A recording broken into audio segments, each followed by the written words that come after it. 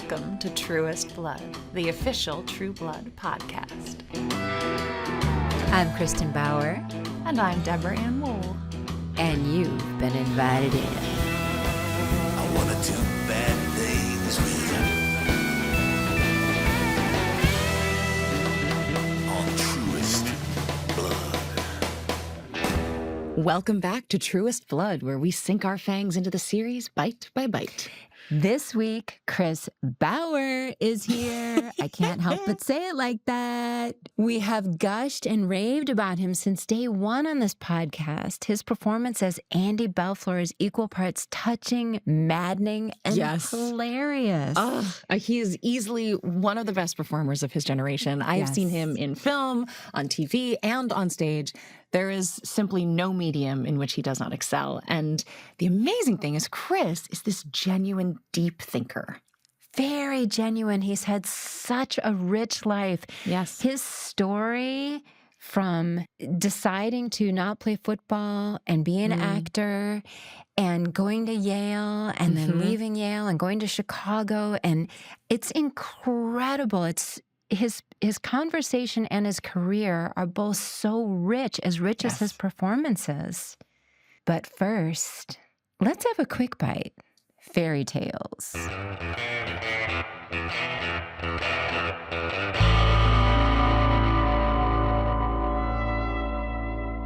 The myth of the fairy comes from a wide collection of beliefs from many diverse cultures across the globe that seem to describe similar beings: magical, intrinsically natural, and mischievous. Fairies were often blamed for sudden illnesses or losing the path in the woods, or even something as minor as misplacing a button. They've been described as demoted angels, pagan deities, demons, spirits of the dead, spirits of the air, changelings, goblins, or even the trace memories of a prehistoric race. They can turn into animals, disguise themselves as kinfolk, and cast convincing illusions and enchantments. To ward oneself from a fairy, you may need to carry 4-leaf clovers, wear your clothes inside out, or seek out the toll of church bells.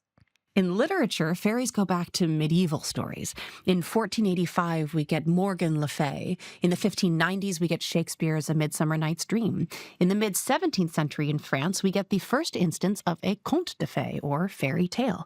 And in the 1800s, the Brothers Grimm included fairy stories in their collection of folk tales, but changed fay to enchantress to be more authentically German.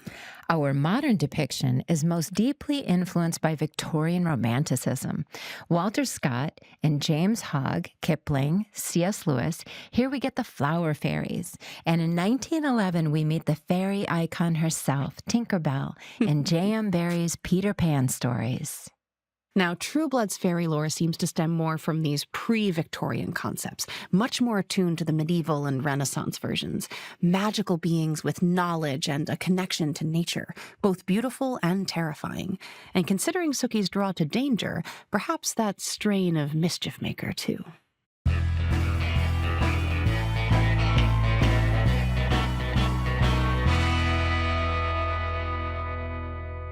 So Chris Bauer is yet another virtuoso actor on the show. We seem to have no shortage of them.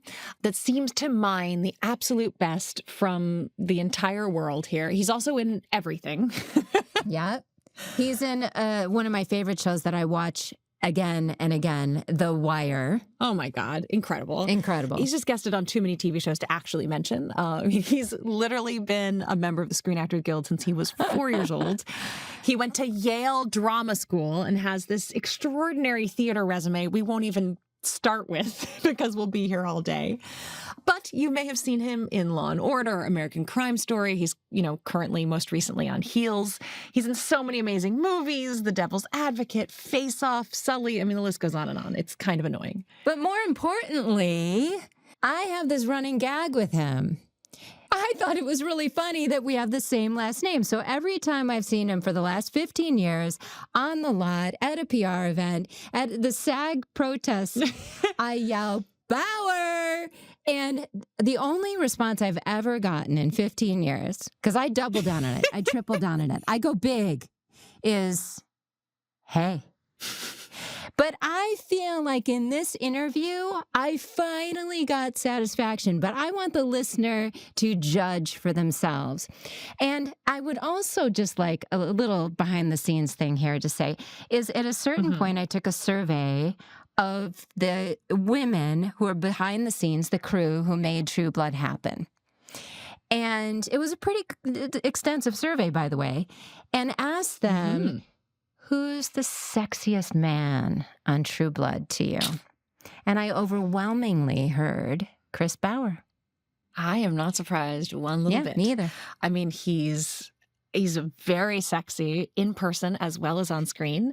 He's subtle. He's funny. I mean, he's just sublime as Andy Bellefleur, and he is just as interesting in person. I always enjoy talking with him. His conversations are always rich and far deeper than I'm ready for. So without further ado, Chris Bauer. Bauer! Hi, guys. Hi. I have two Bauers.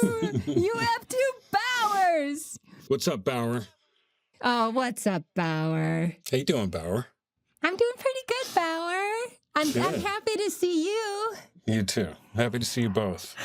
I mean, wonderful. Chris, you are so cool. And I feel like I'm so not because that was my gag for now, 15 years since I first saw you. I was like, Bauer! Yeah. And you'd go, hey. And I was like, I don't know. I need to double down on that. So I'd do it even bigger. And then same thing. Hey. Well, I feel like Deborah has a better sense of this. Yeah. I'm an idiot. Like, I am... Deb, did you know this? You So never slow. told me this. I never told you Bauer was an idiot. I'm sorry. You never told me. I'm so sorry. I assumed that she let you know. I should have briefed you. This is going to be a tough interview. I just How have many other these... people know this? I thought he was this genius actor, sensitive, deep, funny. All an act, apparently. I mean, that's one take on it, for sure. Right. But right.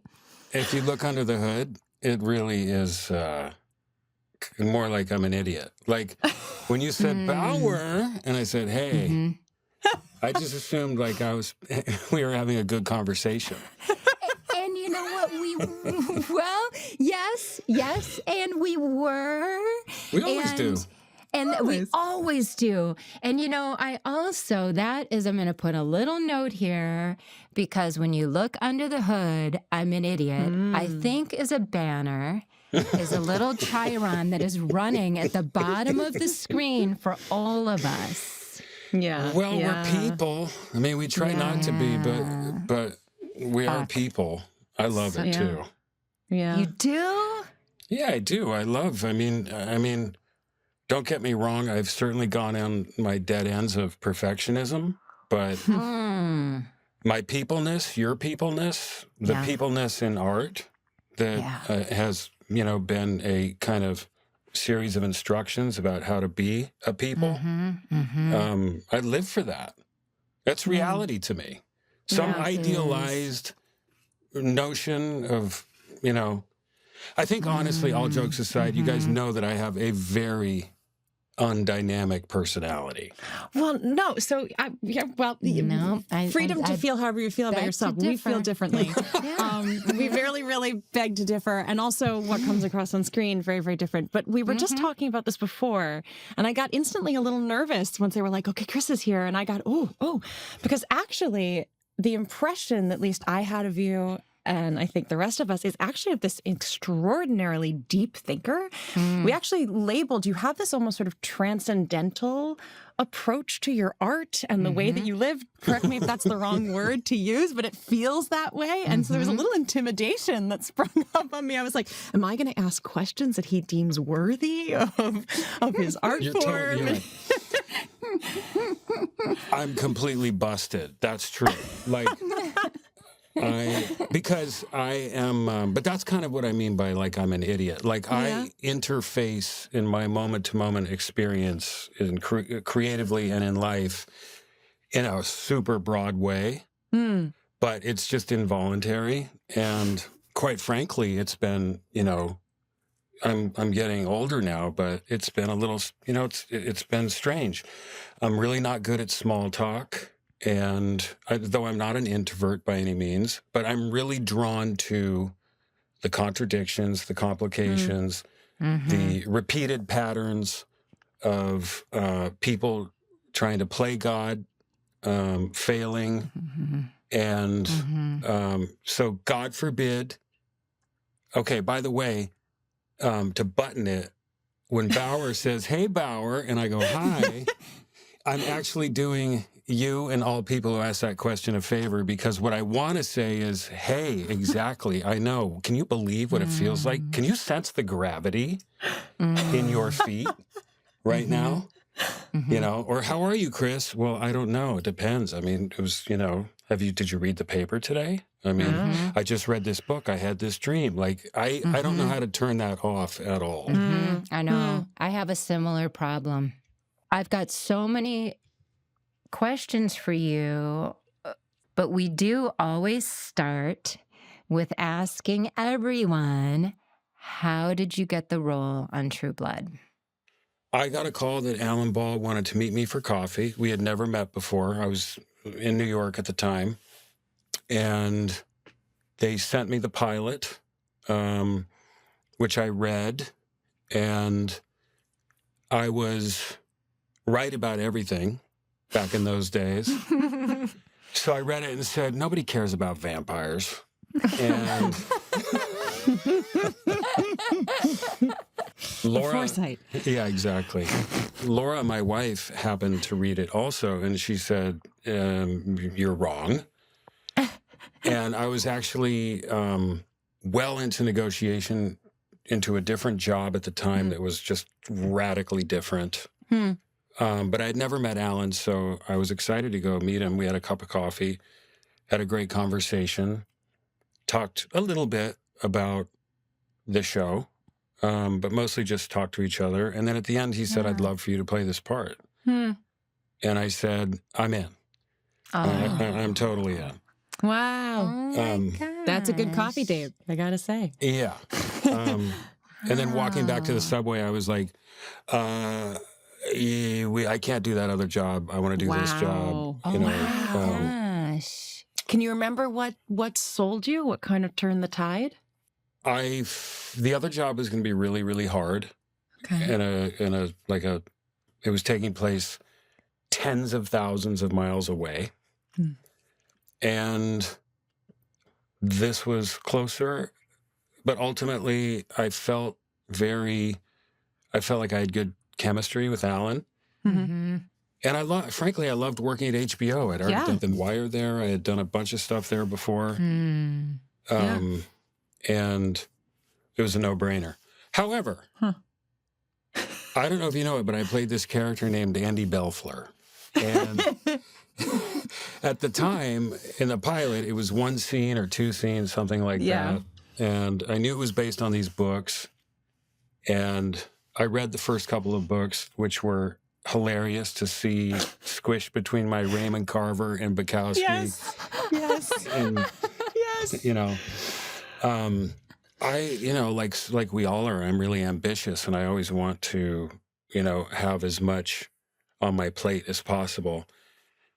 And I thought, I don't know how much this character is going to really affect the world of this. Right. But it was towards the beginning of a process that's happened multiple times, which is like the muses make up my mind for me. I don't put a ton of value on my rationale when it comes to, as soon as I start thinking about whether or not it's a good part, a bad part, a big part, a small part, as soon as I start like nibbling on the criteria as articulated by our culture for the most part, Our agents, luckily I shut down. and am guided by something else, which I'm eternally grateful for, because that whatever that guide is, that's what gets the credit. But Yeah. when we went to go shoot the pilot, I did it in a day, and there's a whole story behind it. Please. That's what this is for. I'm taking notes. Are you kidding? Yeah. Yeah. I don't want to make a big deal out of it, but since you guys are my friends, and this is just the three of us talking. Of course. Right. Yeah. Yes. We did the pilot, if I remember right, at the end of June. And 2 weeks after that, I got sober. Oh, wow. And people usually don't get sober when things are going well. Right. So those last 2 weeks of June going into early July were a pretty rough ride. Wow. And when we shot the pilot, I remember being out at one of those lots, like outdoor Western style lots, whatever it was. And we pull over Jason, and he gets out of the car, and whatever it was I said, all I know is I was not 100%. I was definitely behind on sleep.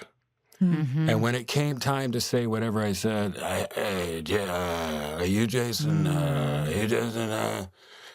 My voice was completely shot. And I was kind of like indirectly, that was the first thing about the character that I just stuck to, was my voice. I was going to ask you. Yeah. And it was because my voice was destroyed. I was destroyed. Oh my gosh. But my envy for his level of fitness, his beauty, how much vitality Ryan oozes. Yeah. It was a hot day. I was practically seeing double. I was not wasted, but it had been a little while since I had some sleep. And I was so shot, but it was as creative of a discovery as it would have been had I written a 10-page biography. It was perfect. Yeah. Interesting. It had all the emotional DNA. Outsider. I had no idea that Andy Bellefleur had issues as a character like that. Right. So it was great because that was the slingshot that sort of shot the character into a trajectory. But then when we started production again, I was sober. I was like several months sober. Yeah. And I was like, I'll never forget going back to work the first day back. Because we came back and then we got interrupted by the writer's strike. Yeah. And then, Right. But my first day back, I ran into William Sanderson, who was playing Bud. And he and I had a really good connection. I thought he was interesting. And Yes. I said, Bill, I got to tell you something. And he said, what? I said, I quit drinking between the pilot and now. And he was like, you don't drink anymore? And I was like, no. And it's the first time I've been on a set like this. Like, I just feel like I'm a raw nerve, bro. Like, because I'm not trying to fool myself or anybody anymore. And he said, well, I'll never forget this. He said, well, normally I don't trust people who don't drink, but in your case, I'll make an exception.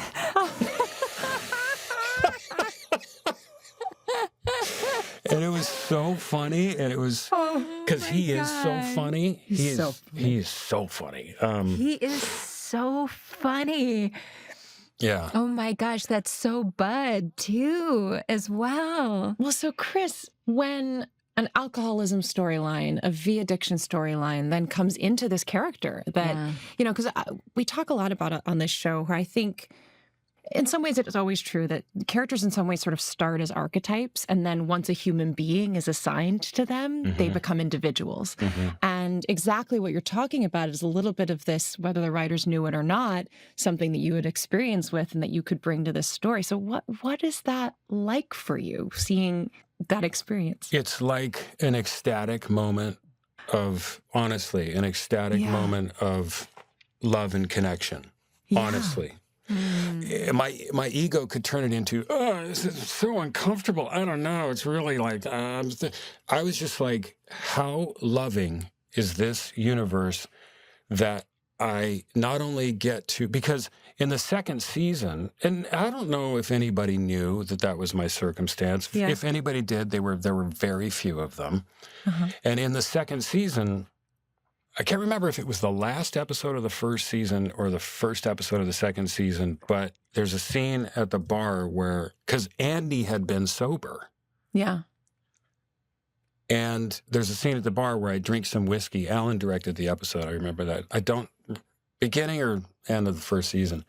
That was at a point where I had gone long enough without a drink where I was starting to think, okay, dealt with that. Now I can be a normal person again, have a couple drinks, go out. Suddenly, this whole fictional month-long circumstance of a character who drinks again and his life absolutely falls apart. Oh my gosh. I got to completely have the catharsis of acting that out full bore. And it was literally like the universe going, listen, we're going to throw you a little bone where you can have essentially role play what it would be like if you relapse. And I felt so taken care of and so connected and simultaneously really vulnerable, ugly, plain. It was profound, but it's always profound. I find this work profound. I have from the beginning. It's a mystical experience. Well, where is it in my notes where I basically transcribed things that you said? Here it is. I am not out for a career. I'm not out for status. This made me cry. I'm trying to open up and make room for the one thing that's always been true, which is the authentic impulse to create one moment at a time, right? So that's a spiritual goal for me, a life goal, a Buddhism goal. And what I learned about that impulse really early on is that it never tells you everything you need to know, right? That's so life. And it moves you to the next right place. And you said it's very mystical to me. And there's so many, I'm not saying there's so many parallels to the goals, spiritual goals for life. That actually is the goal of pretty much all ancient wisdom.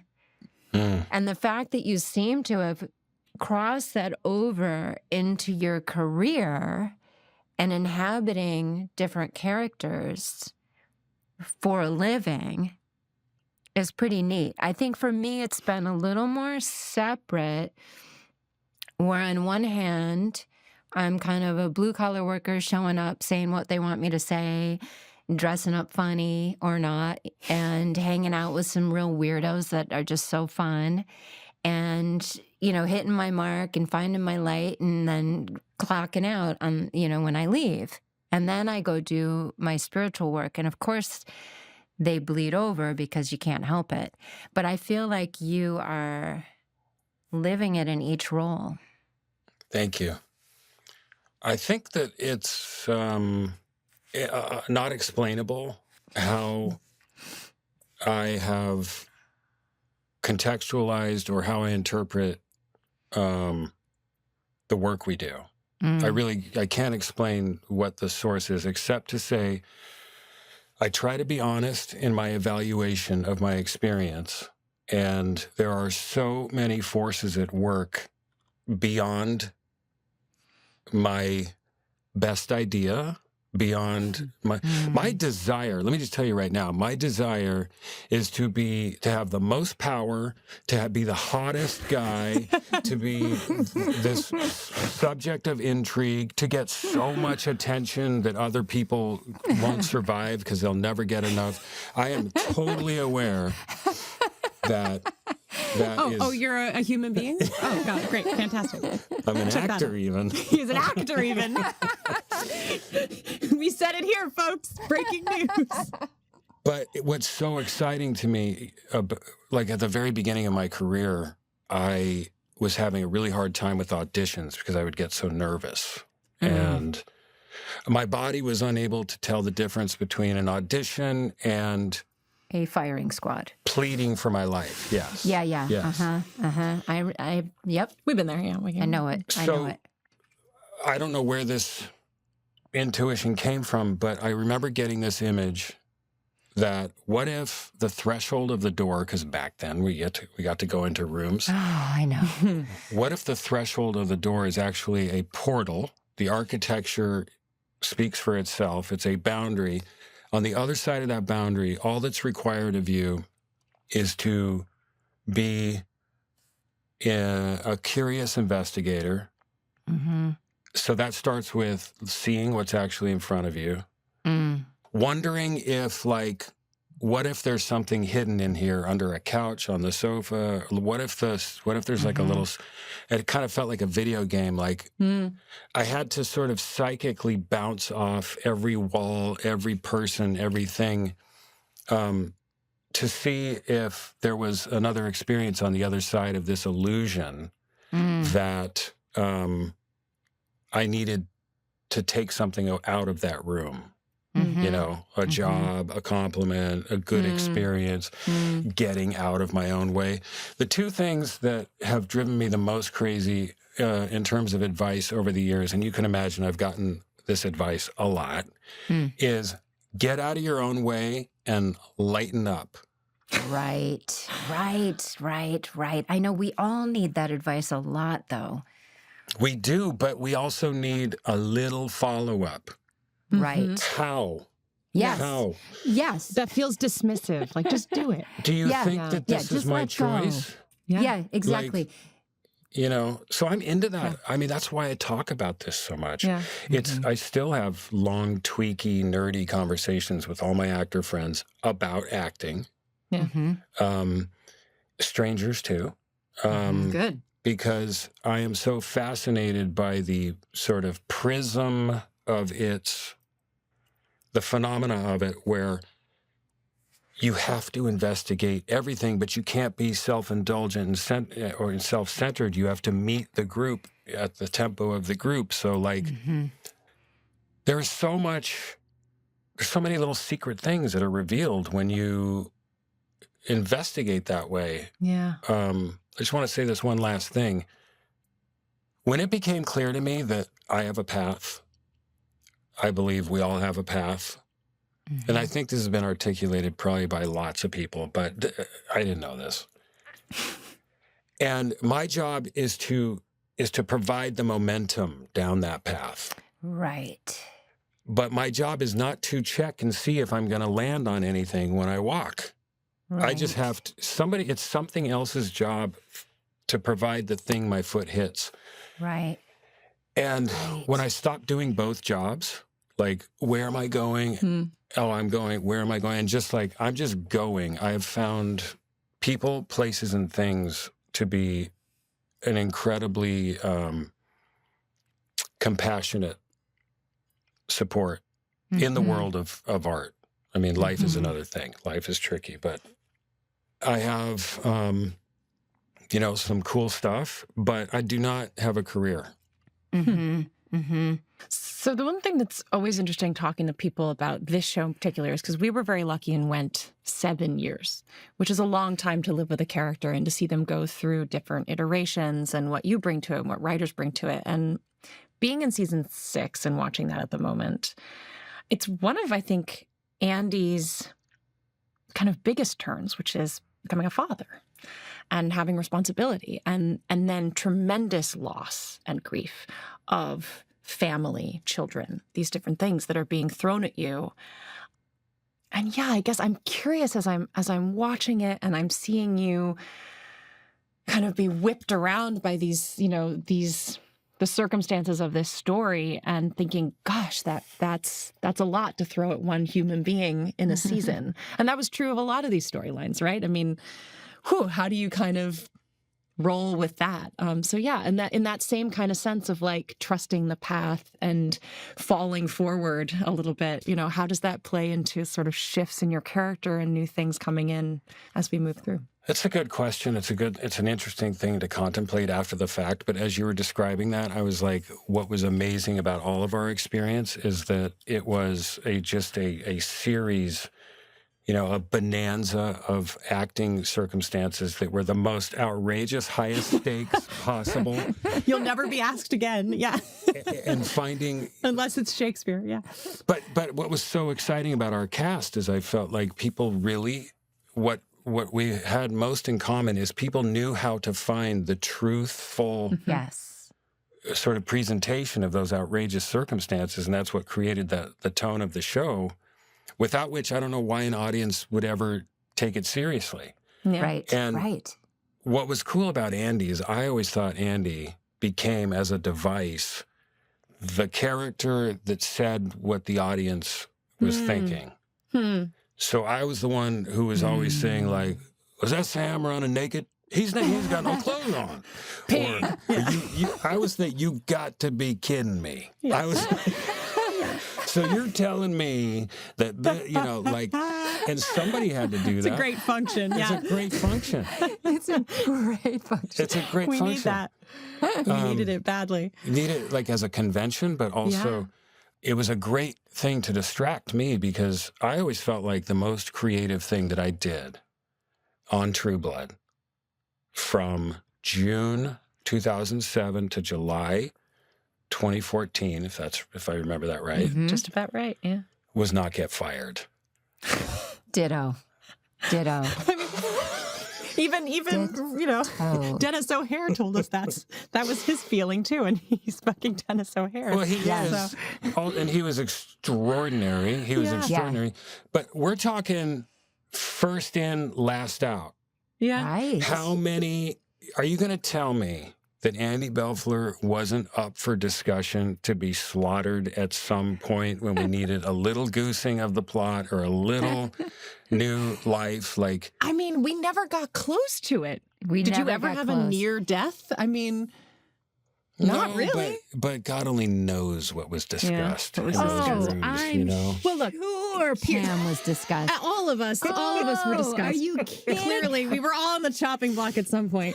Oh, in fact, it became a running gag with Bucky because he knew this was this thing that lived in me. Is he would see me in the parking lot and he would look sort of sad, and he would kind of motion for me to come over, He's and ruthless. then he'd put his hand on my shoulder, and I'd be trying to brave up and not cry, and then he'd laugh and walk away. Oh my God. And I That's think my I Bucky. fell for it. That's our Bucky. I think I fell for it every time. Maybe it was season 7 where I finally was like, I'm on to you. You fire me now, I still get paid for 10. So Totally. I'm glad you brought Bucky up because I love him, and we've gotten Yes. closer since the show is over. I love him. great. Me too. And We're hoping he'll come on for season 7. Too. oh God, that would be it. You know what that's called? That's called a get. That's would be a called a get. get. Today's a get. Today Don't is, even joke about it. Today is a get. Yep. No, it isn't. We feel. Another get was talking to Ryan Quanten recently, and my he God. brought up you. Your bosom buddy. Yeah. Yeah, Just because love I him so much. love him so much. And I feel like when I've seen you and Ryan, because I don't think you and I were ever on camera at the same time. And 1 or 2 times Ryan and I were in a fight. He was over there and I was over there. So I didn't work with either one of you. But when I would see you, connect with you, it was within 90 seconds we were getting into some deep, heartfelt stuff. Mm-hmm. And so the fact that the universe put you two together, I mean, that's pretty interesting to me. Yeah. Well, I just love him and learned a lot from him. And Ryan is one of the actors who, just by how he is, the way he exists, I miss being in scenes with people as alert and as Ooh. Yeah. who listen the way he listens. Yeah. Same. But he also is one of those people that I got to sort of intersect with his existence. He just torched so many defensive, judgmental, self-protective points of view that I had. This is a while ago. I was younger, and those things were still thriving, but they're just less now. But he was so gentle. He was so funny. He was so talented. He was so consistently selfless. Such a great sense of humor. So funny. And an amazing person to act with. That's maybe in the top 3 things that I miss the most. Yeah. About when I think about, I sort of think of True Blood the same way I think about when I used to play football. Like, I used to love hitting people so much, and I used to love the... We're going to put that in the quotes. Chris Bauer, Entertainment Weekly. I love hitting people so much.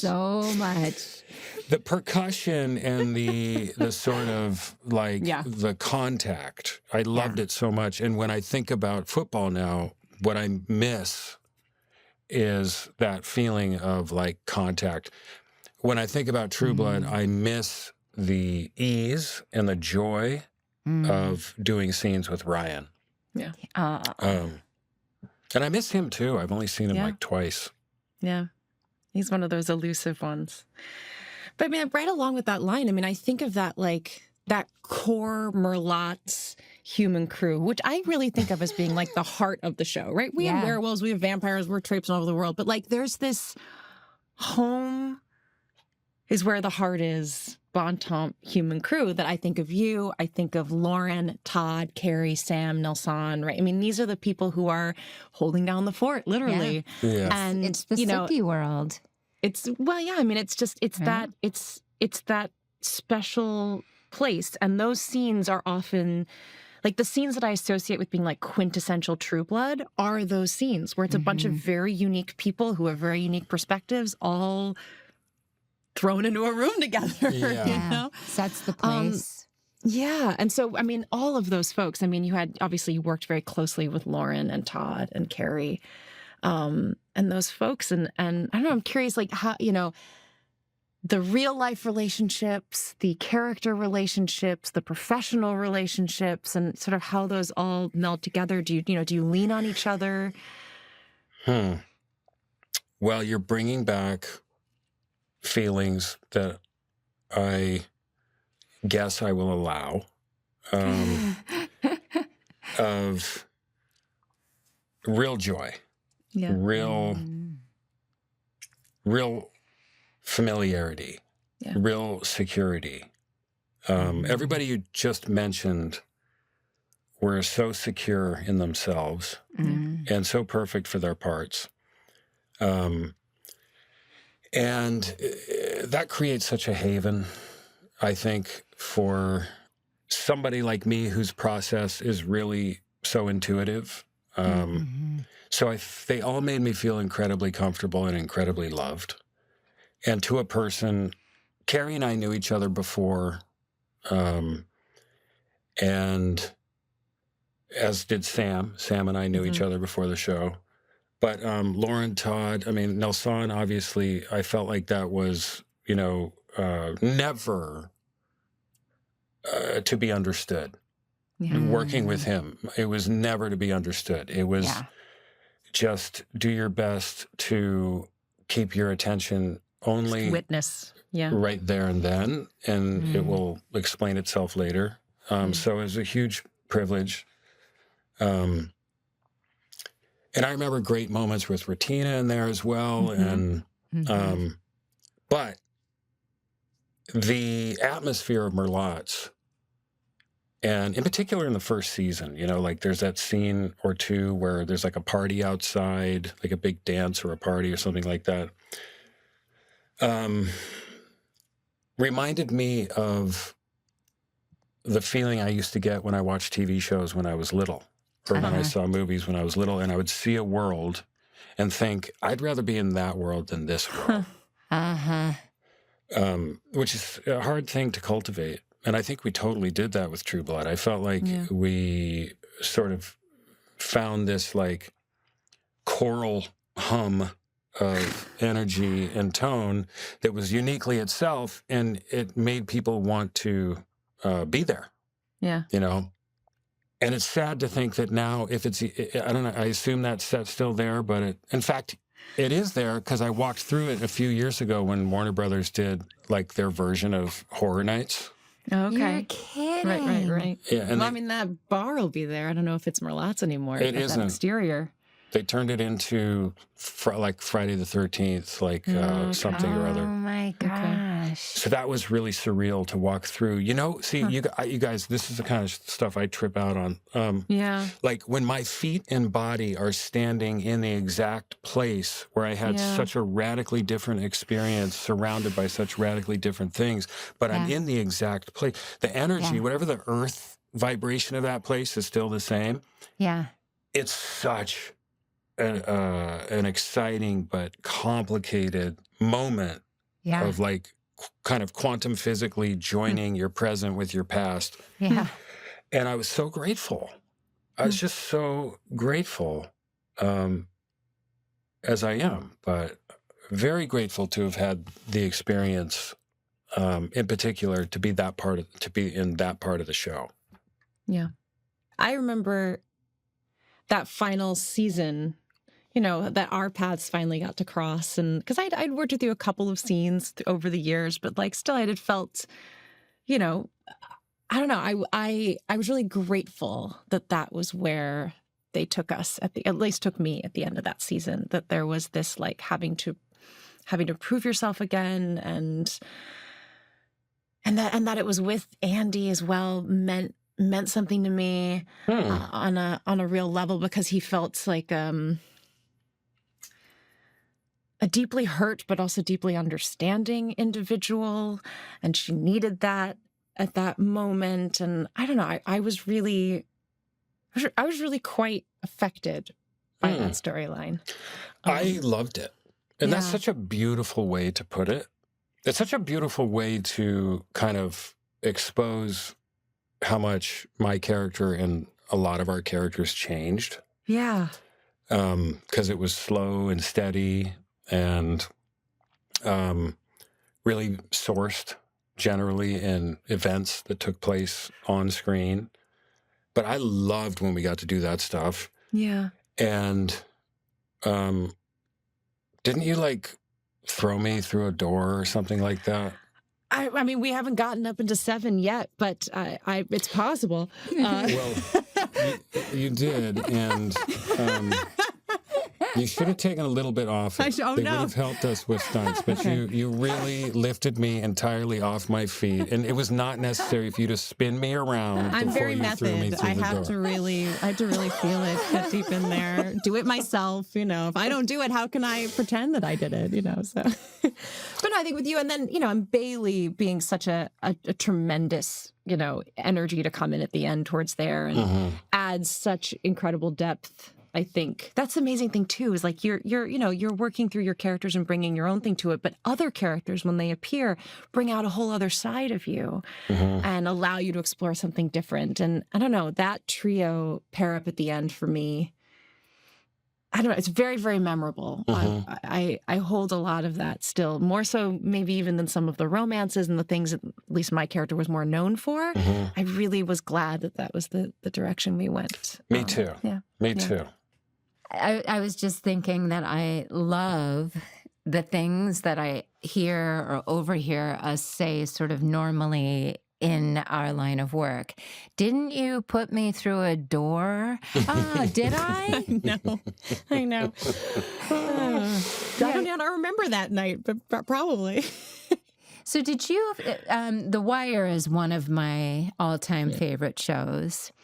And in the podcast I listened to with you earlier you were talking about that character and that you feel like characters are souls, just don't have a body, and they use your body for a time. And that writing really pulled you along on The Wire, and you just let that character do what it wanted to do. Did you feel, because I have such a special relationship to the writing on True Blood, did you feel that taken care of by the words for Andy? Absolutely. I felt like I just never hesitated, and I really didn't. There were a couple things I felt like that I reminded them of in terms of what had been biographically, asserted a season or two before, and things like that. Yes. But for me, it was never about making it better on the page. It was always about using the page to create the standard of the character. And because the writing was very, very, very good. And it was very good. the writers do that first. The great writers, they take the soul out of the ether using the words. And then the actor comes and gets to use, take it the next step and use the words to animate the soul. But I feel like the writers create the soul with the words to begin with. Yes. And they were so consistent, I thought. I felt the same way. I mean, some of it was like, there were certain things that certain characters did that were just so, they made the audience so happy that they were going to do it again. Yeah. You know what I mean? And I think they had fun too. They're like, let's decapitate someone again. That was fun. Yeah. But I was just thinking about how you guys got to do all the stuff you did and what it would have been like. Like when we did, what season was it when I got addicted to to the vampire blood? I think I'm going with 3 because I think that was an offset of covering up the crime of killing eggs. Okay. At the end of 2. That was the closest I got to superpowers. Yeah. Yeah. That's right. Season 3, yeah. It was kind of close, but no cigar. Like I would have rather. I'm glad I stayed human. I'm proud of staying human. Yeah. Which is a hard feat in this show. I know. They're turning people right there. I know. Although you did have fairy daughters, so that was That's that was true. a close brush. it's a multicultural family. The most superhuman thing I did is to somehow get Morella, the fairy, to pick me to have children with. I think it's in one of our clips that we're going to use is like, I just touched your finger, Yeah. It glowed and I just touched it. Like this, Andy Bellefleur, you're so right. Somehow everybody found a way to do this stuff in such a grounded way. And it was so unbelievably brilliant and funny. And real in the most unreal situation. I have one thing that we ask everybody, but I'm going to pull a quote from something you said. You said about True Blood previously. Let's have fun, not take this too seriously, and make it as good as it can be. And I feel like we basically, if not totally actually, although it's hard to not take things seriously at sometimes in my own head, but we really did accomplish that. I think so too, and I am moved by that. I said that? Yeah. Apparently. Yeah, no, I definitely did. Did. I'm moved by because there's another part of True Blood that is symbolic of a world that really is so different than the world that we're talking in now. Yeah. And the simplicity of let's have fun, not take ourselves too seriously, and try to make it as good as it can be. Yeah. Has an ironic application to the present for me. And I love the idea of borrowing an example from the past in a much simpler, much sweeter time, and seeing if it can still apply to the present. I think that might be my self-imposed instructions for the near future. I'm going to take it for me too. Let's have fun, not take this too seriously, and make it as good as we can be. I'm going to try that on. Yeah. I'm going to text you and call you in the next week. I'm going to I'm going to really try to Share your experiment remember notes. that throughout the minutia of the day. We'll be like, well, we had fun. I didn't take this too seriously, but I really did not make this as good as it could be. And that's really bugging me. 2 out of 3 ain't bad. We're going to get really serious about trying to do these 3 things. Right. And it's going to be no fun. So we ask everybody, when you think of your experience on True Blood, what are 3 words that come to mind? I wrote down a few words you said as we went. Mm-hmm. I'm curious if I'm in the ballpark. Okay. 3 words that come to mind when I think about True Blood. Fun. Mm-hmm. Complicated. Yep. Grateful. That's pretty close to fun, not take it too seriously, complicated, and make it as good as it can be. Pretty darn Grateful. good, yeah. I mean, I think you're in the ballpark here in the past and the present. And the present. Wow. That Look at that. is an amazingly astute way to consider that this whole conversation made sense. I love that. It's thoughtful. Well, thank you for joining us for some sense and nonsense today. It's you, just guys. been an absolute pleasure, Chris. Thank you for taking the time. Always. Thank you for asking. And thank you for your patience. Thank you for your friendship. And I'm glad you guys I'm so glad you're doing this on behalf of all of our experience with the show. It's been a privilege, honestly. I mean, getting to watch everyone's work again and then partially gush, partially dig a little deeper into what was going on in their heads has just been, I mean, it's been a rare treat, I think, for both of us. To see everyone's hear. faces, to hear everyone's voices, it's just been so much more than I ever could have imagined. Wow. Incredible. Incredible. Thank you, Bauer. All right. Thank you.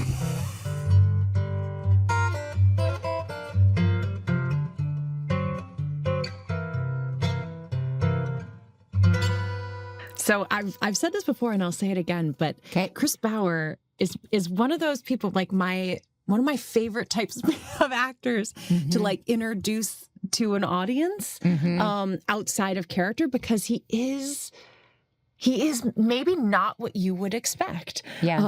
I think because he is transformative, or at least very convincing in his roles. Yes. That when you do get to talk to him, he has this like old school philosopher soul within there.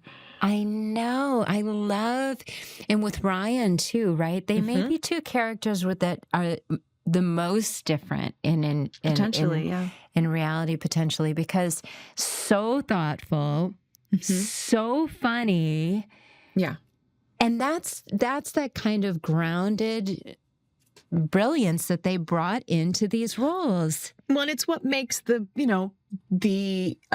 sort of the potential for your one-dimensional doofus jock, those 2 characters. There's a lot of potential for it to not go any further than that, but you get these deep thinkers or feelers, even deeply sensitive people. Yeah. Because he's an instinctual actor, not a brainy actor in that way, but he brings a depth, unforeseen depths to Andy Bellefleur. And, I think in the conversation today, it's so clear where that comes from, this sort of deep soul that he lives with every day.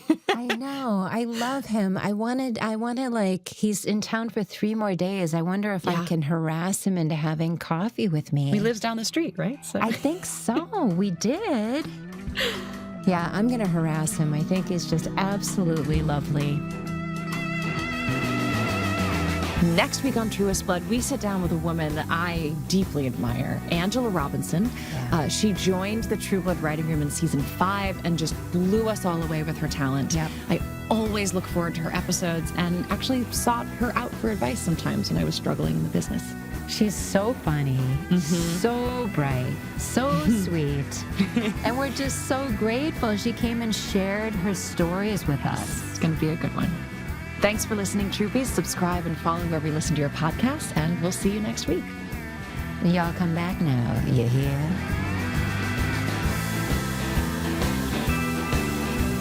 Truest Blood is produced by Safe Haven for HBO. Executive producers are Janina Gavankar, Kristin Bauer, and Deborah Ann Wool. Our producer is Gabrielle Gallon, and our audio producer is Christopher Wool. Our theme song was recorded just for this podcast by Jace Everett. Additional music was composed by Timo Chen. And remember, you can watch all of the original episodes of True Blood on Max.